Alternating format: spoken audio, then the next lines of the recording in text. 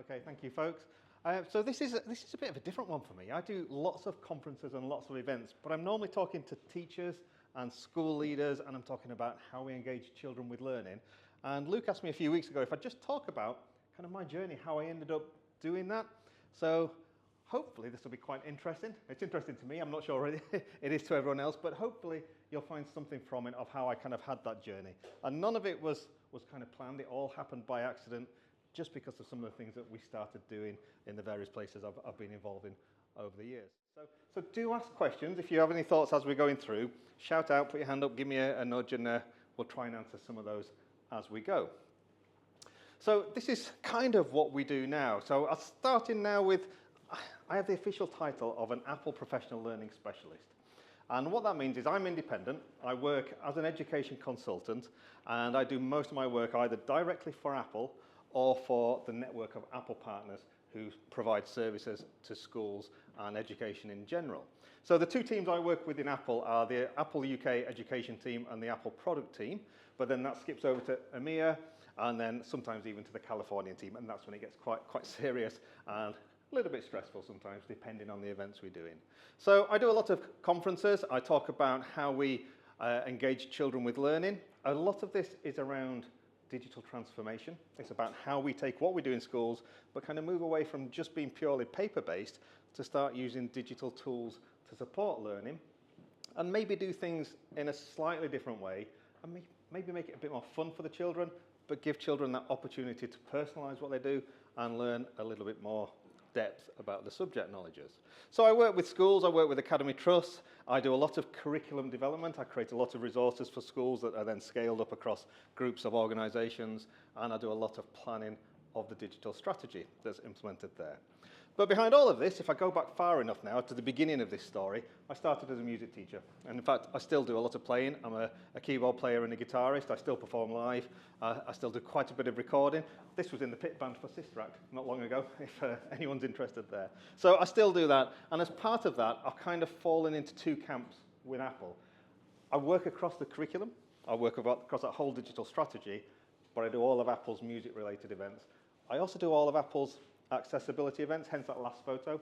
So how we make devices and resources and materials suitable for SEN learners. So going back to the beginning, has anyone seen this poster before? This is the Apple bicycle. So going back to the beginning of kind of the days of Apple. Apple are just celebrating 50 years of being around now. And this was one of those early ideas that Steve Jobs had. So there's the bike, there's the Mac and the kind of the mouse trailing behind it. And Steve Jobs came up with a lot of philosophies early on, and they've kind of stuck with Apple, and they still used today. And the Apple bicycle really was about an experiment that Steve Jobs was involved in, where he was looking at the efficiency of different animals. And he was thinking about how easy and how quickly all sorts of different animals could travel a kilometre. And it turns out humans are really bad. They came really far down that list. And the one that won actually was a bird. It was a condor, could fly a kilometre with very little effort. And he thought about redoing that experiment and saying, but if we give the human a tool, does that change the result? And that tool that he wanted to develop there was a bike. Give the human a bicycle. And it turns out when you do that, the human street's ahead, way ahead there.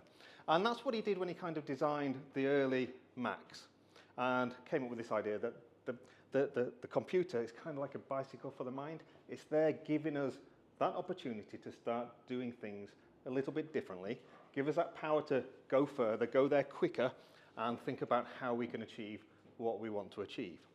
And that kind of developed into this idea. And you've all seen this before, massive campaign, still used today. And I think thinking about my journey and what I want to tell you tonight, that's kind of what's helped, doing things a little bit differently to everyone else, and thinking about how we can give people more opportunities just by doing it differently to what we would expect to do. But I do have to red pen this, I am a teacher. We need to spell this properly, so I've changed it to thinking differently, just because we're in English. So this is where my journey started. Does anyone remember these? These are the G4 titanium mat books. So I originally started teaching in Wakefield. I moved to Doncaster College, as a deputy head teacher. And I was a deputy head for the Academy of Creative Industries. Now, this is a big academy. There was about 2,000 students in the academy. I was there as a music background, but we had music, music technology, we had performing arts, we had fashion, we had graphic design, we had animation and games. We had the whole lot across about 2,000 students. And the college had just bought the first batch of Apple Macs. These were G4s. And these were to be used in the newly built recording studios. And as part of that, they gave me one of these. And I'd never used a Mac before. I'd done lots of commercial music on Cubase, if anyone knows Cubase on PCs. I'd built computers, I'd put them together, I'd done all of that side of it, and they gave me this Mac. And as amazing as it was, I remember sitting with the technician after about 2 weeks going, this is great, just put Windows on it, because I could not get my head around it at all. And then gradually, I kind of started going, actually, this works. And this was bulletproof, this machine. You could just turn it on, it just ran for days, it never fell over. It was amazing, and it completely changed my concept of what we started doing with computers. And this was kind of my entry step into it. Anyone use Logic? Yeah? Logic Pro is Apple's top-level music production software. And most recording studios still use this. It's in there as part of the process alongside Pro Tools. And that's where I started my journey really talking to Apple. And of course, Logic wasn't an it wasn't an Apple product at this time. It was made by a company in Germany called EMEIA. And this was Logic 5, Logic Platinum 5. And one of the guys who was running the degree programs in music technology was doing some great stuff as well. And he'd been getting students through the degree in music technology, but he'd spoken to, well, it was DigiDesign at the time, it's now part of Avid, about doing their industrial training. And their industrial training was 3 days of intensive, just learn Pro Tools, and you got a certificate at the end of it. It was meant for industry specialists.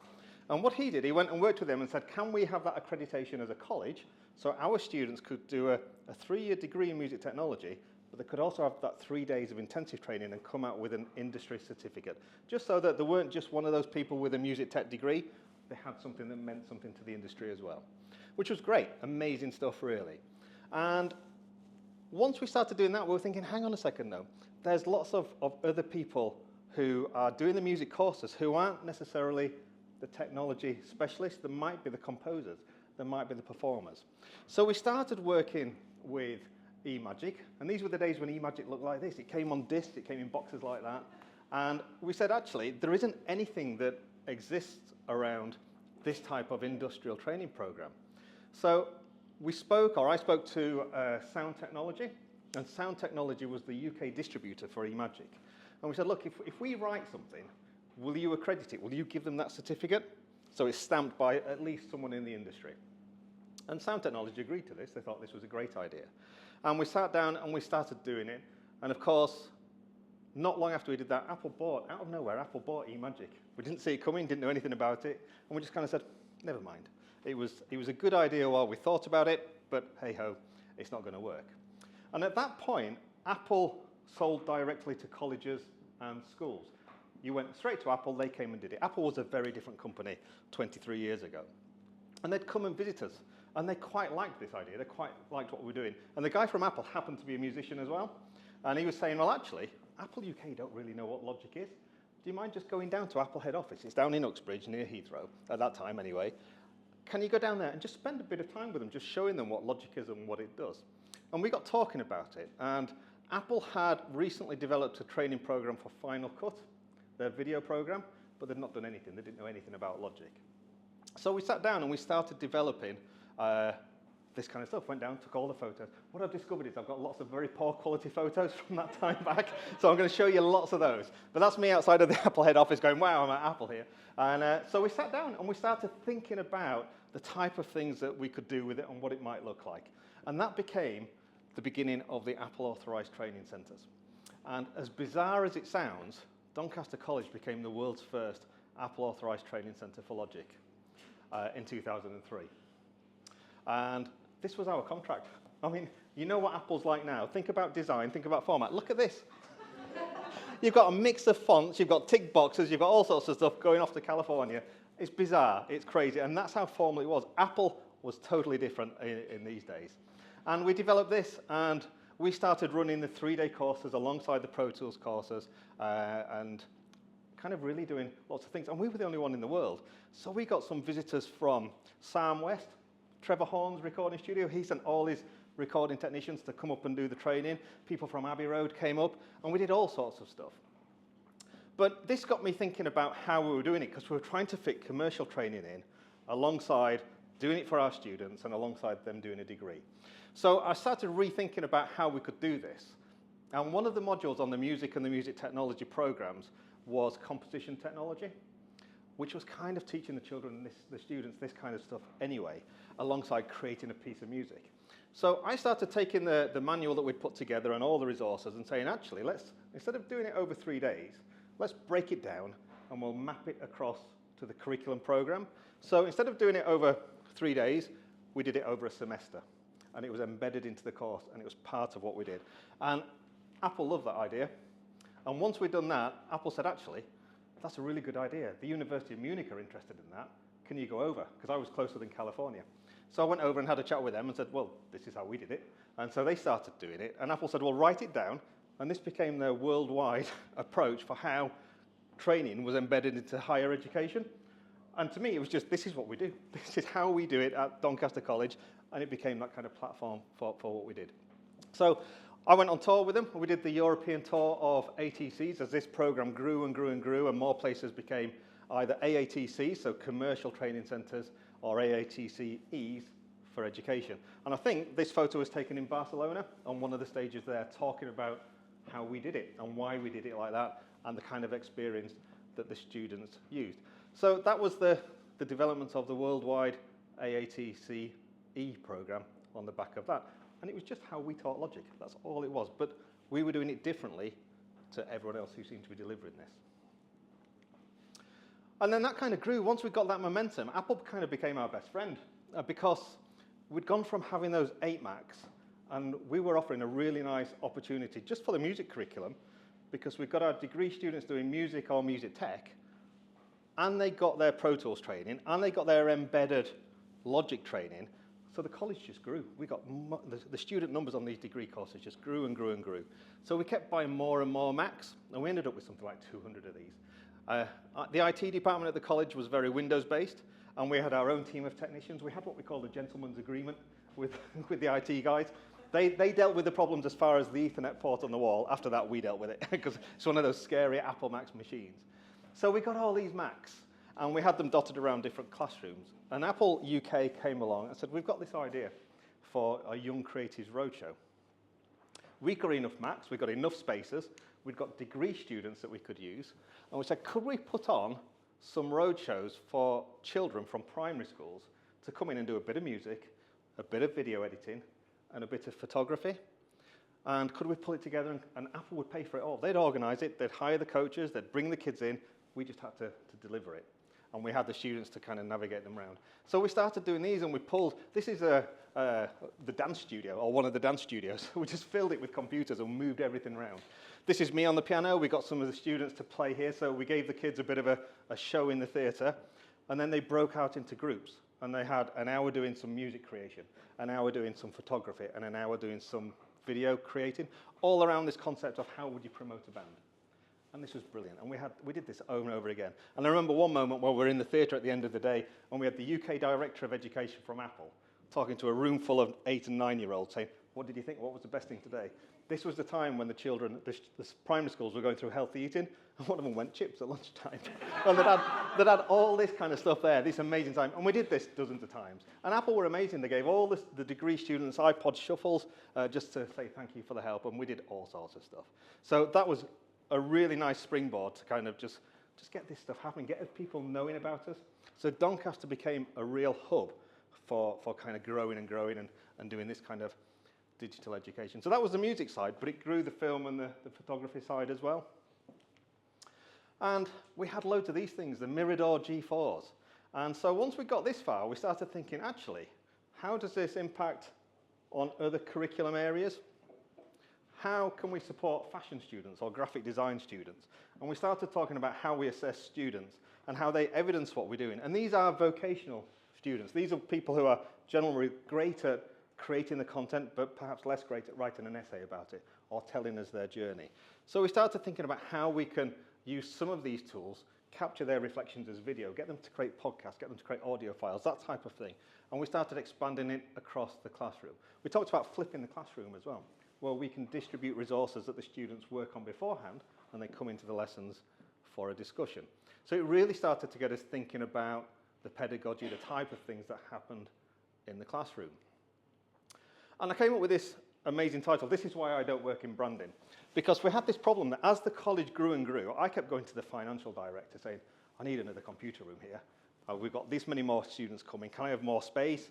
Can you bench it out for me? Can you put me another 30 Macs in there? Then I need this software. Oh, we need a new server. And it was getting really expensive to keep going back and having the same conversation. And oh, by the way, now you're replacing that one. This computer room's getting really old. I need that one replacing as well. So I wasn't necessarily the most popular person with a finance director. So my solution was to think about doing this in a different way. So the idea of the computerless computer room was the concept of saying, well, let's not buy computers anymore. Let's not fill a room full of computers. We've got students on a degree course. The students were paying a fee to be on that course. We can use some of that funding for resourcing. Well, actually, maybe we buy a laptop for the students out of the student fees. And each of those students has their own MacBook. We gave them one of these, the white ones. And that meant that every student part funded their own device. It was topped up by the college. And they had their own computer. And this revolutionized the teaching experience because the students had their own device. This is about 2006. They had their own device. Their work was on their device. They could take it away with them. They could put it away. They could access their work 24 hours a day instead of having to book around lessons and go home when the college shut the doors. And it also meant that when you looked into a computer room, the computer room came in with the students. So the computer room was essentially, when people were doing open days and looking around, the computer rooms were a bit dull because it was just a room full of Ethernet cables. But the computer room came in with the students, and the students left, and the computer room left. So alongside all those benefits from learning and the students having 24-hour access to everything, it also meant that there was no device in the college that was older than 3 years, because after 3 years, the students left, they took the computer with them, and the new ones came through. So it solved all of those problems. And Apple cottoned onto this, and they really liked it. That's when I became really popular with Apple, because we were doing this way. And we talk about, Apple rebranded it, we call it one-to-one schemes now, because the computerless computer room sounds great. So that's kind of what we talk about all the time, around how we do this with iPads, how we do it with other devices, giving students their own personal device to support the way that they learn. And this is when it started to go nuts. Apple was sending me all over the world just to talk about how we did it and why we did it. I was going to Dubai once a month for probably 9 or 10 years. This is GEST, this is the Global Education Forum, which is part of the bigger exhibition, which is a massive trade show. So I was thrown onto all these stages, just talking about why we did it, how we did it, what the impact was for the learners, and doing this kind of thing. And alongside these big stages, there was inside the exhibition hall, it was at the World Trade Centre, it was a lot like Excel in London. There was a big stage just for digital education, where we just went on and said, here's an idea, this is how you could teach English, this is how you could teach maths. And the rooms were packed. In fact, for the first 7 or 8 years, where people sat on the stage because they were just cramming them in the room with us. And it was crazy. And we went on and we did more. Once you're in the Middle East, we went all over the Middle East, into Saudi and Kuwait and Qatar and Oman. You end up on state TV all the time. We went to Kuwait once, and we'd been doing a session, and we got introduced to one of the sheikhs. And he said, is this your first time to the Middle East? And we go, no, we've been to Dubai dozens of times. And he just grinned and said, this is your first time to the Middle East then. Because it's totally different, equally good, but totally different. So these top two are somewhere in, I think they're Dubai, somewhere in the World Trade Centres. This is in Moscow, probably not going to happen again. This one's in Turkey at the moment. And then we went back and we did dozens and dozens of trips to Turkey because they stuck us in front of the Ministry of Education. So we were able to talk to the government ministers and say, this is how you change learning. This is how you transform what happens in schools. And this is John. He was on the last picture there. John Botham, OBE, was the UK Education Director for Apple. Notice we've got headsets on because a lot of these were through translation. So we'd have a translation booth in the back. So we were doing all these sessions here. And John was great. He's a lot like Ray Winston, his personality. He introduced these, he was great, and then we kind of got into the details of what it actually looked like in a classroom. So we did all sorts of those. We got invited to some of the UNESCO events. That one's in Sharjah, all over the place. So we went all over doing that type of thing. And then Apple introduced iTunes U. Does anyone remember iTunes U? Yeah, so we had iTunes, a distribution tool for music, and the U version came out for education.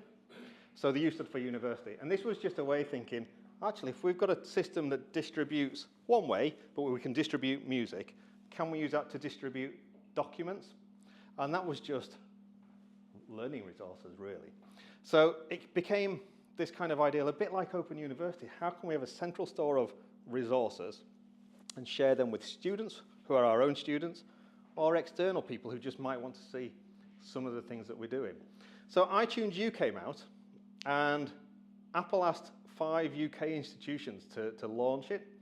So UK and Ireland institutions. So we had Oxford, Cambridge, Open University, Trinity College Dublin, and Doncaster College on the same list, which was just crazy, really. It's just insane that we were there. So we kind of became that launch feature of it.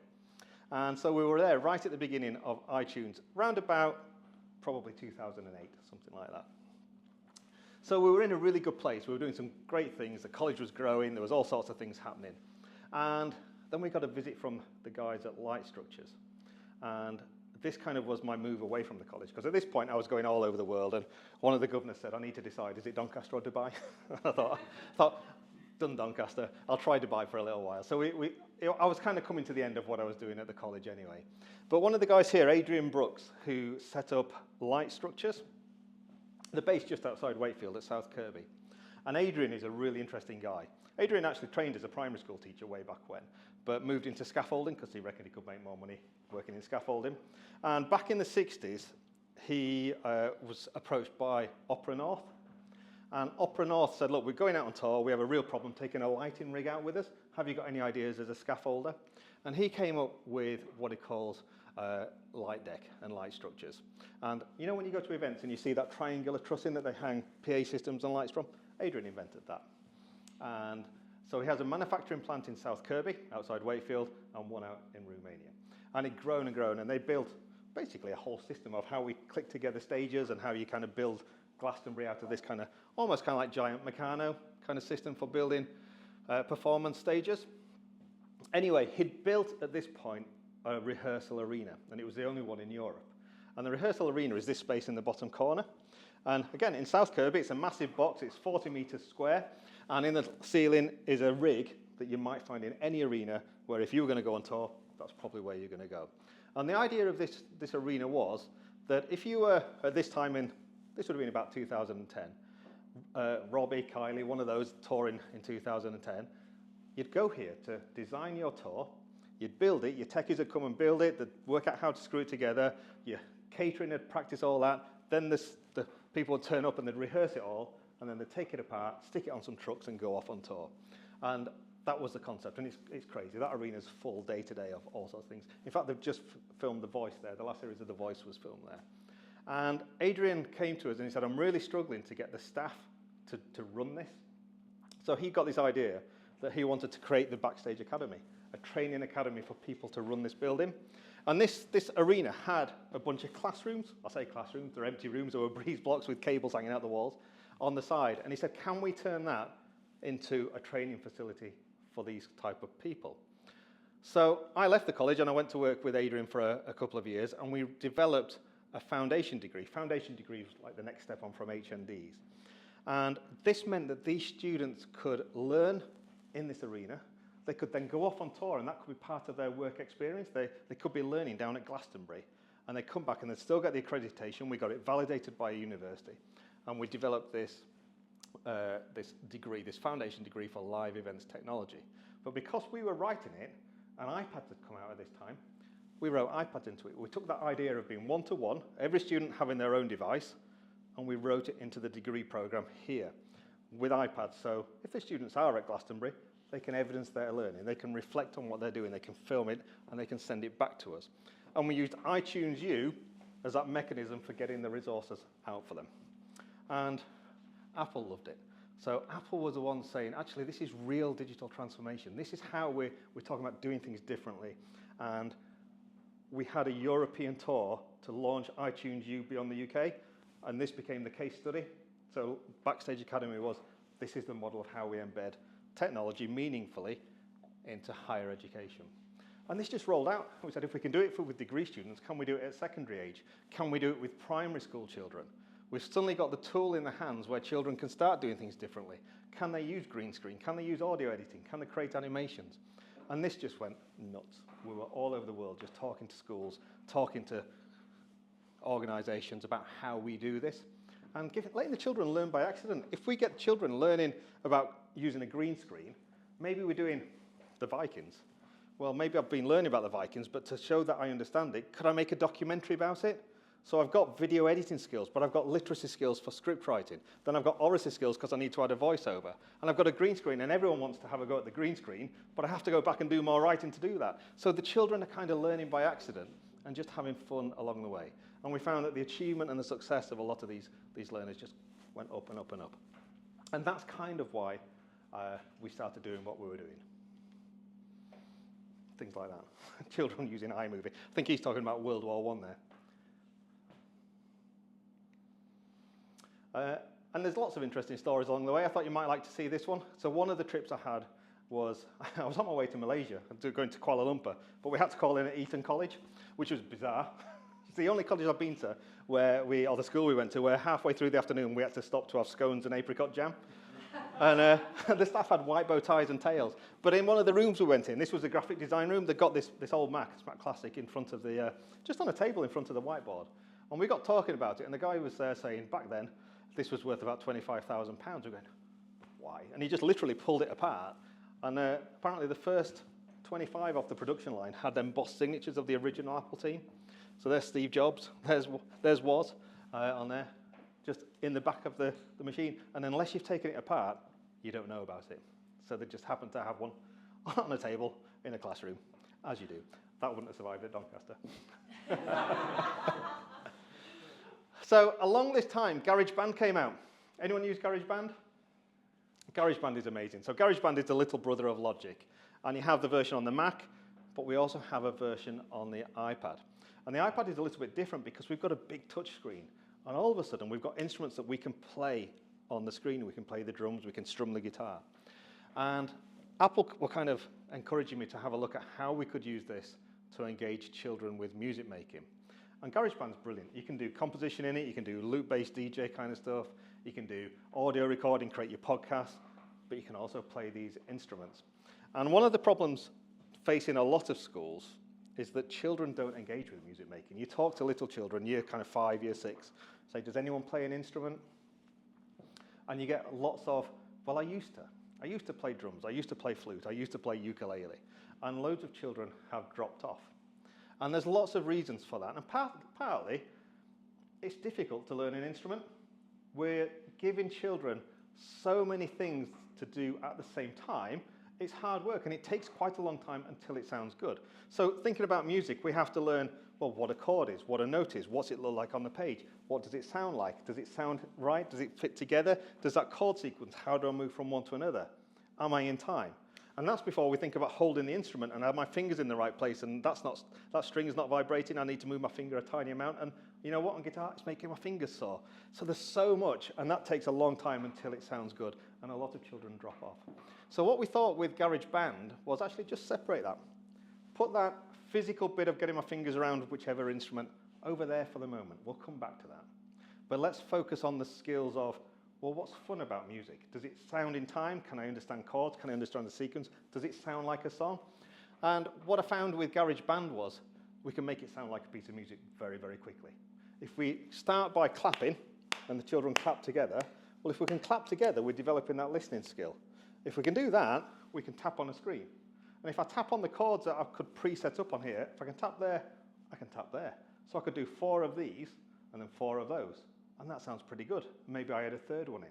And we've got chord sequence, and it starts to sound like a piece of music.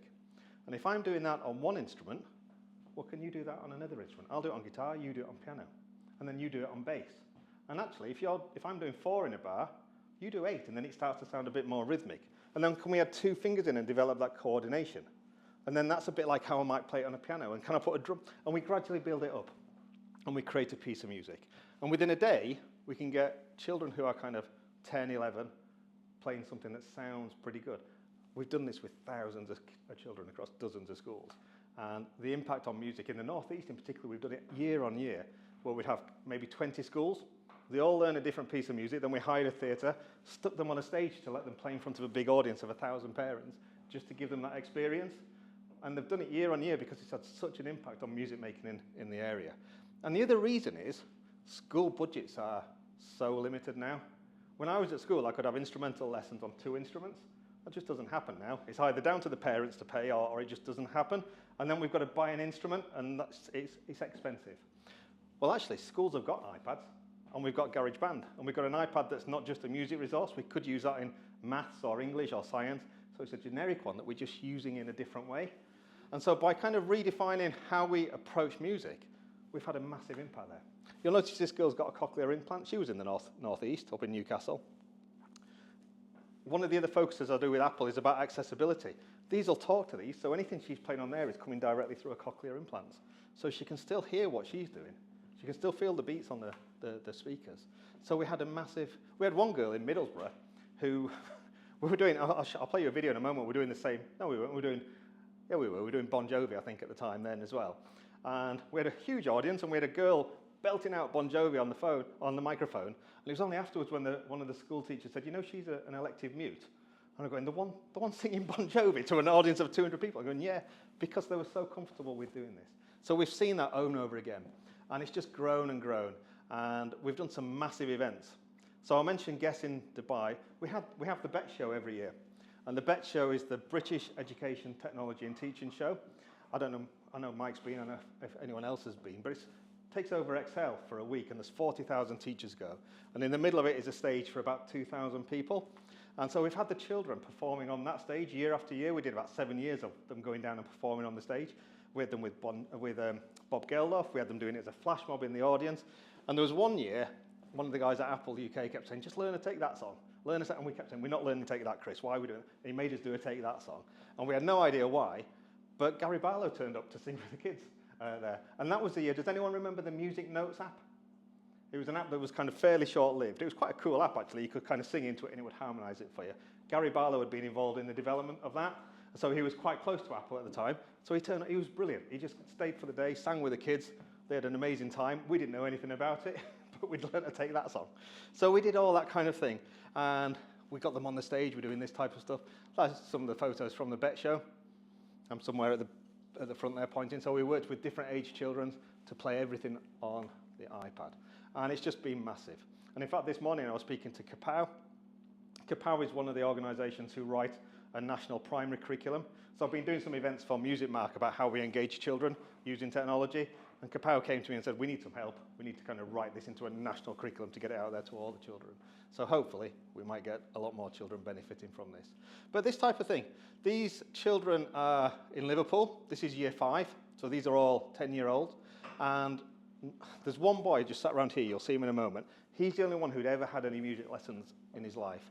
And he'd learnt a handful of guitar chords. So he's got what we call one of the tiny little jam sticks in there. So it's got real strings. It's touch sensitive for your frets. It's great for kind of giving you interactive lessons, but it will talk over Bluetooth to the iPads. But no one else in this room had ever had a music lesson in their life. And we started at 9 o'clock. This was filmed about 2 o'clock in the afternoon, something like that. Look what they're doing here. You'll see some of the children. We all started clapping. Some of the children will be tapping 4 beats in a bar. We'll see the bass player who'll be doing 8 beats in a bar. We might see a keyboard player who's got 2 fingers going, so you've got your left hand and your right hand on a piano. This is Danny. He was awesome. He'd just got natural coordination and natural rhythm. Never done it in his life before, but by the end of the afternoon, he could do one part with one hand, he could do 8s with his others, and then he could bring in a second finger. So he got 3-part coordination to play the drum part in a day. And this progress, look at the singers, just look at the enjoyment. You get to lunchtime, and these kids go, can we carry on with the GarageBand game? Well, it's not really a game, but yeah, okay, let's do it. So, and it is literally, they're playing everything live. This is just iPads, GarageBand, plugged into some speakers to make it loud, because it feels good, and it sounds like this.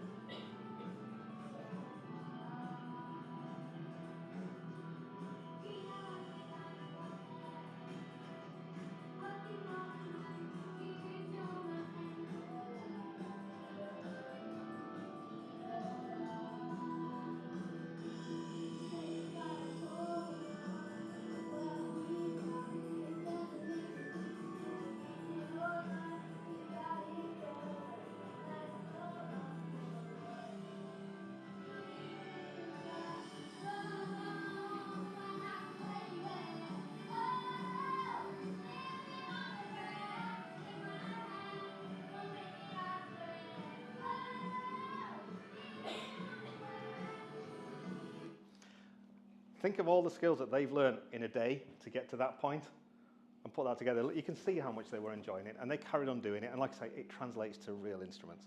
So we're still doing a lot of that, thinking about how we redefine that kind of music experience and just get more children making music. And then COVID hit. And this was really interesting times because we were going all over the place doing things. And it made us think about all sorts of different options that we suddenly couldn't do. We had a calendar full and it literally just emptied for about 2 weeks where we kind of sat there going, what now?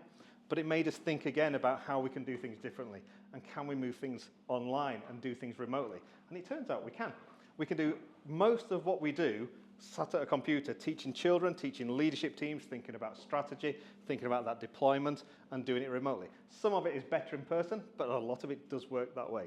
And what's bizarre about this is that about 6 months before COVID happened and we got these lockdowns, we were doing one of the trips to Saudi. We were going to Dammam, which is on the eastern coast of Saudi Arabia. So you fly over to Bahrain and you skip across. And we've done this a few times, and we're working with the teacher training organisations through the universities. They're odd in themselves because I'd do it for the male teaching staff, where I was in a theatre, I was on the stage, they were there, and we had a great time. And then I'd have to do exactly the same again for the female teachers, but this time they put a curtain in front of the stage. So there's literally a net curtain, and I'm on the other side of it. It was bizarre. But anyway, one of these trips, we were going to fly out on a Friday, and on that evening or the morning, someone blew up a mosque, which was next door to the venue that we were going to. And Apple rang round and we cancelled the trip. It didn't happen. And I said at that time, look, we've been starting to dabble with Skype. And could we do some of this training over Skype and do it that way? Skype didn't work on iPads, but using QuickTime, I can put my iPad screen on there and then I can share the Mac screen. It's a fudge, but it kind of works. And it went all the way around Apple UK, and they went, well, we don't know, never thought about doing that. It went to California, and they came back and went, no, you've got to go.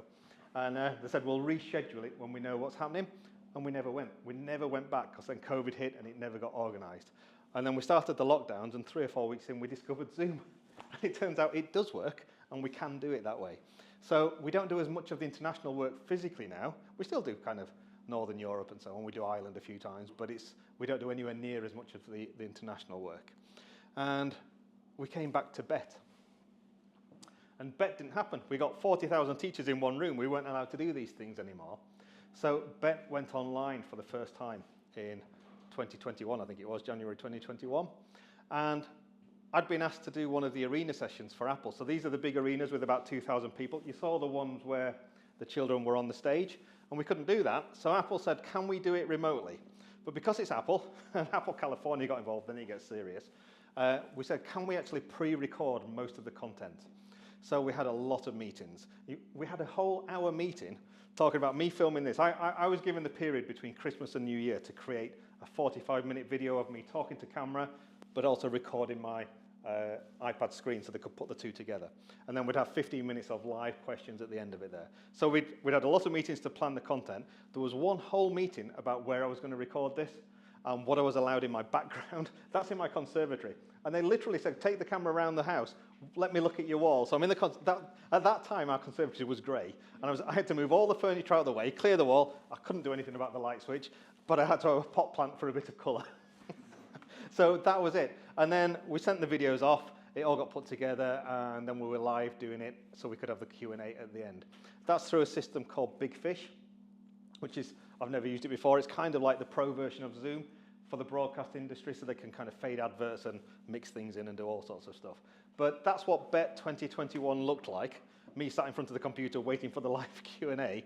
And the difference was we had 26,000 attendees because anyone in the world could sign in and watch this session.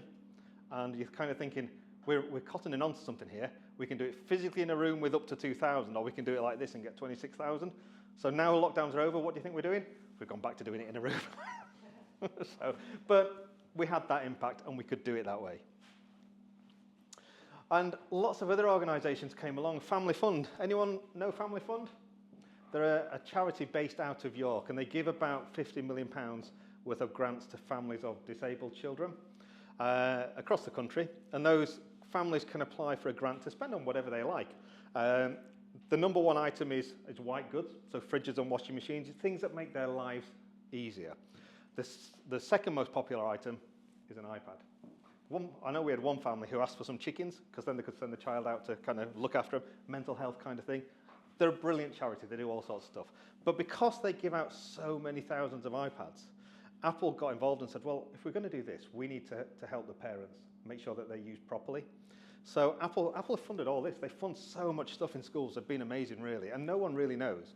But Apple said, well, actually, let's go and help them, and let's write some resources and go and deliver some events for the parents to make sure, think about safeguarding, so we're using them safely, using the accessibility features, so they're using them properly, and just supporting the families that they're used for. And Family Fund thought this was great, but they were literally trying to send us to individual houses and going and knocking on the door and sitting in the living room. And we kind of said, well, that's not great, we need to do this. So I spent quite a bit of time rewriting their digital strategy, going, we've just discovered we can use Zoom. It does work, we can do this. And so instead of doing it one-to-one and traveling for half the day, I could do it 1 to 20 or 1 to 50, and we can do lots of these in a day. And it just grew and grew and grew. And then we got to the point saying, yeah, but these devices are for the children, and we're only doing stuff for the parents. So we wrote a whole program of creative things, saying actually if the parents are learning how to use them safely, why can't the kids be making a song? Or why can't they be doing a stop motion animation, or a bit of green screen, or a poster, or whatever? So we developed a summer school, and that still runs now.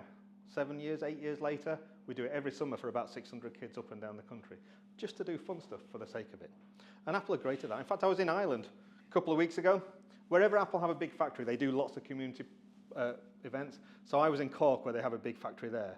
And they just said, just go over to some of the SEN schools and just have a week making music with them. Just do some good stuff for the sake of giving those children a good time. The last day was great. We were at a place called Field of Dreams, just down from the airport. It literally is a field, but it's for adults with Down syndrome. So they've got a couple of cabins, but it's just about giving these adults, 25 upwards, just good experiences. So they're teaching them how to grow food, how to cook it, how to look after themselves, but they also do a lot of creative stuff. So all that came out of just giving these students a good time and getting something out of the devices. And then a similar story with guide dogs. So about the same time, we had a meeting with the CEO of Guide Dogs UK, and he said, actually, Guide Dogs has just celebrated its 99th anniversary, and he said, and now we've got lockdowns, people are just not donating anymore. And he said, unless we do something drastic, we're not going to have a 100th anniversary. And he said, and bizarre as it sounds, the future of the guide dogs is not dogs. Dogs will always be part of it because that's the iconic thing, that's what it is. But dogs are expensive to train. They're great. People love them, especially if you go to their head office in Leamington Spa and you see all the puppies. But the future of guide dogs is not dogs. Technology gets us much further.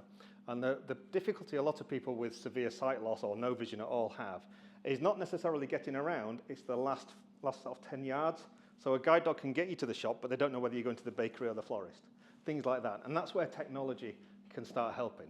And we were doing things with iPhones, with the LiDAR scanners, where you can do things like you can scan a room and it will tell you where the door is.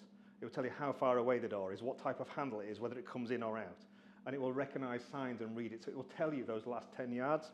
So we spent a lot of time kind of looking over at what we'd done at Family Fund and saying, could we do the same for the guide dogs? And we did. So we had a Tech for All program, which ran for 5 years, where any young person was given an iPhone. And as part of that, I ended up making loads of videos. It's bizarre. I was the voice of the guide dogs on their website for years because there was all these videos where we'd done the voiceovers and done things. And because we're giving these out, they have 180 habitation specialists. These are people who work with people who are going through sight loss.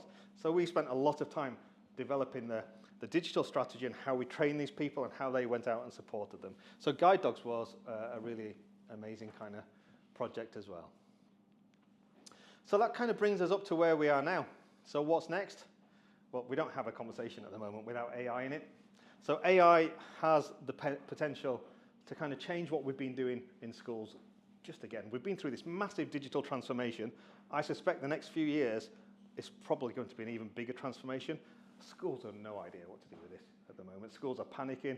There's AI policies being put together. People don't really understand what to do. How do we keep primary school children safe with it? And what happens to primary school children who have not known anything other than AI?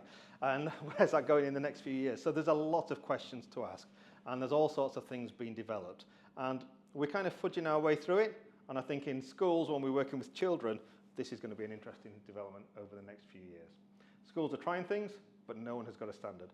Finally, this one, actually, the DFE have got involved. They've started putting some guidelines together, and they've announced 6 months ago, they announced their new primary curriculum, which says we have to have an involvement with AI, which comes out in 2027 to be delivered in 2028. By which point it's going to be well out of date and no one knows what's going on, but at least they're involved this time. So this is where we're going. We want to see what's happening there. And one of the big journeys for me now is this. And I've been working with Mike. Mike, just put your hand up so there. So we kind of bumped into each other probably coming up to a year ago now, and Mike has a background in commercial learning and development, and we met at a networking event, and Mike was complaining about education, and I started complaining, and we thought, you know what, we should have a talk about this. Because I see a lot of schools, and I see what works, but I also see what the pain points are, and what doesn't work, and where things go quite slightly wrong. So we kind of got our heads together, and we started developing our own app.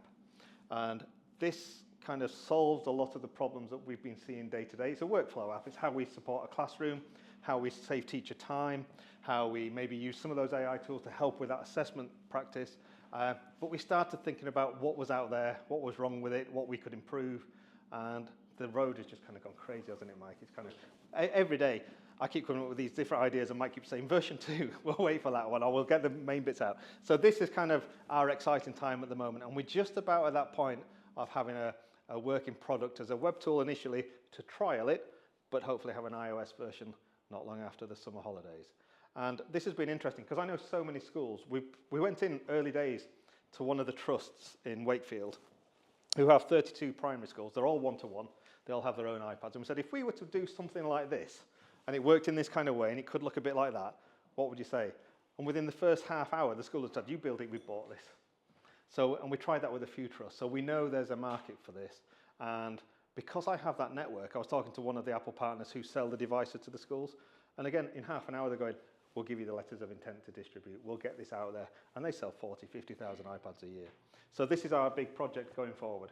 So that's where we're up to. And probably that's another conversation, maybe over a beer, maybe over a brew. But that's kind of my journey of kind of playing the piano to doing this kind of thing for Apple. So on the back of that, there's 2 QR codes. If you want to hook up with me, there's my LinkedIn code. Or if you want to talk to me and Mike about the kind of the app journey and the app development, this will take you to an email link for us. So feel free to scan those if you want to as we're going forward. I hope that was interesting. Has anyone got any questions? So what's the most surprising thing you've learned about education from your experience of that outside of the UK? Has that been, have other countries embraced technology more than we have, or are we always seen as the trailblazer, and it's your job to go and help, bring them on board? Is it not that dynamic? It's changing, and everyone's kind of catching up, and there's a lot more parity now. But going back to the beginning of this journey, when I was kind of doing a lot of the travel around different countries, the UK was so far ahead of everyone else, just because the British education system at the time was seen as being really successful, really kind of high quality, and we had the opportunity to start doing things differently. So no one else was doing the kind of stuff we were doing with mobile devices. So we went all over Europe talking about that strategy, things like working with the Turkish government there, just because people weren't doing it. So at one point I did a 12-week tour around schools and organisations just in Turkey to train people a bit like what I do, so that they're local and they can go out and do it instead of me just coming over and doing that there. So there's been a big kind of journey from us being way, way, way ahead to the rest of kind of Europe kind of catching up. And then if you skip over to the Middle East probably was the next step on, actually. They were probably quite quick in places like Dubai, but you go over to kind of Malaysia and Vietnam and Indonesia, they were considerably far behind. They have a very different approach to education to us. It's much more classroom-based, it's much more traditional, it's very paper-based, and so that was a bigger leap for a lot of people in that area. But they're catching up. Everyone's catching up now because we've suddenly got this global network of people going, actually, social media's helped. When Twitter was popular in education, people would put ideas on there so it would spread the approaches quite quickly. So I think now, these days, we're not quite as far ahead as we used to be. Things like France has online, well, their equivalent of GCSEs, they have online exams now. We still have a paper-based system here, whereas 10 years ago, if you were going to guess who'd got the online system first, it'd have been us, but we're not. France has got it before us. So it's things like that. I think there's a lot more parity, and I'm not quite sure we're holding on to that lead in the same way we had, but there's still lots of good stuff happening. How do you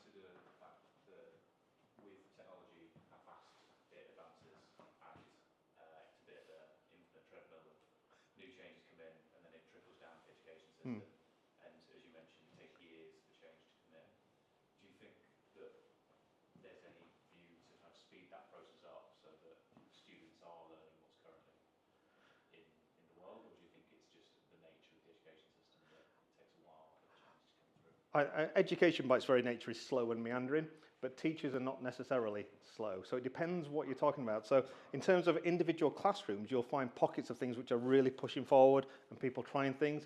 As an institution as a whole, that's much slower. And then if you take that back to the curriculum level, well, we only get a new curriculum every kind of 10 years, if we're lucky. So for that change to be written in is very slow. Like I say, the new primary curriculum has been announced the last few months, and it's not going to be implemented for another 2 or 3 years. And when we look at what's happened in AI in the last 6 months, well, that's a huge amount of time, and how are we going to know what's there? Thankfully, all curriculums are fairly generic, so there's lots of detail, there's lots of kind of content for saying how we might want to do it, but if you look at the core learning outcomes, there's not actually that much specific detail in there. It's kind of broad strokes. So if we look at individual teachers, there's quite a bit of scope to say, there's something new, let's implement it, let's try it. So teachers themselves are relatively responsive, depends on the institution, but education as a whole is quite slow. But technology is just kind of, I mean, it's pushing forward so quickly. It's got to be filtering down to schools and doing things differently. The limiting factor for all of this is budgets. School budgets are just going that way. I mean, technically they're getting higher, but the costs are getting so expensive. The actual funds that schools have to spend on anything is getting tighter and tighter. And that's the limiting factor for a lot of schools. So it seems like a lot of the kids really enjoyed like what they were doing in primary school, especially around the music stuff. But from sort of when you left and you came away, did the teachers actually continue to engage with that? Is that something that the school sort of picked up and carried on with? Or did you have a little bit of an issue sort of integrating it into that school sort of day-to-day processes? But my mum's a teaching assistant. So I knew there was something there. The good question. You know what teachers are like. You'll do something for about 3 weeks and then something will happen. Yeah, no, you're exactly right. And kind of having institutional change is one of those big problems. And you might have a room full of teachers and there'll be one person who goes, I really get this, and I'm going to lead it. And that person and the school appears to be doing some amazing things, and then you leave. And the rest of the school kind of goes, well, we'll do it how we did it before. And that's been one of those fundamental problems we've had from the beginning. And when we first started doing this, because there was so few of us, I mean, even now there's only 3 people in the UK do what I do. And you go beyond and there's still not many people around. We were kind of dashing over and we go and have a day there and I'll present at that conference, then I'll go work with that school.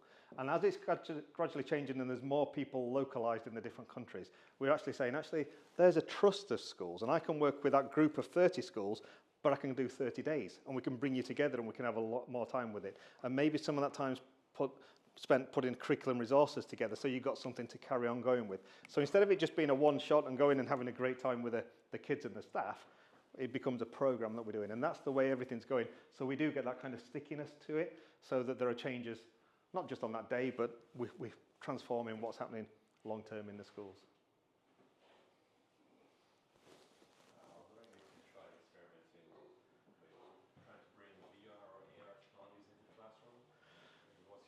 Yeah, there are. VR and AR does happen in the classroom. It's difficult, partly because of the number of children and the number of devices.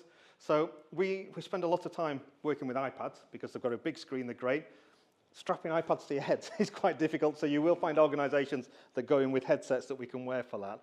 But again, it's one of those budget things. If you're looking for a resource that works across a wide number of children, the iPad kind of works really well for that. Headsets and smaller devices are a bit tougher.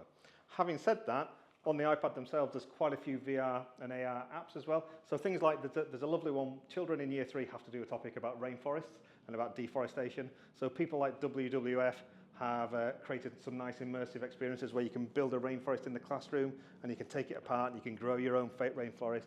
You can talk about deforestation that way and actually kind of see it happening. So there's quite a lot of nice tools around that appearing. But in the scheme of it, it's relatively limited. AR does happen, VR does happen, but it's relatively difficult when you've suddenly got 30 children doing it. So something to probably develop, and I think we'll probably see more of it, but it's not taken off in the way that a lot of other things are, and the way I think AI probably will. Yeah. It seems like the one-to-one approach is like really successful, really popular for like multimedia sort of subjects. Do you see it being a really popular approach like more broadly with that, like within those subjects? Yeah, it is. I mean, I come from the background as a music teacher, so I do a lot of the music content and a lot of the accessibility. But actually, we talk equally across the curriculum, and we spend a lot of time developing how a school delivers it. So a few years ago, we had the computing curriculum developed. Part of that is coding, but a lot of it is about those digital skills, things like audio editing, video editing. And a lot of schools instantly suddenly thought, well, we've been asked to teach Japanese and we can't do it, it's impossible. Well, actually, in reality, yeah, that coding bit needs teaching. We probably need an hour a week, maybe a couple of terms to teach the coding at Key Stage 2. But the rest of it, I don't need a lesson on how to deliver audio editing or video editing or stop motion animation. I could do that when I'm teaching another subject. So you saw that boy doing World War I on his iPad there. Well, he'd be learning all about World War I, he'd know all about Franz Ferdinand and all the other kind of things that went on there. But then he'd think about probably doing a bit of research so to develop his independence, maybe having a pen and paper and making some notes, but then turn it into a script on the iPad. And we use Pages a lot because it has an auto cue feature. So that can help with that literacy side for creating full sentences and structures and putting an introduction on there and where does the topic change. Go to the auto cue. We've suddenly got oracy because the children have got to speak it out. And then we go into iMovie and we put our images in. So we've done our research and we've saved all this and data transfer and all that side that's ticking off the computer curriculum. Then we record our voiceover. So we've ended up with that nice project which has covered everything we ever needed to do for that part of the computing curriculum. But we've done literacy, we've done oracy, we've done all those other bits, we've done collaboration, we've done problem solving, all as part of that. And that's just one of those topics there. And we can do exactly the same in science, we can do exactly the same in maths or whatever it is there. So we're tending to find this is embedded through the life of the school. It doesn't replace handwriting, that's part and parcel of it, but it's across the curriculum. Give David a round of applause. Thank you so much. You're welcome, guys.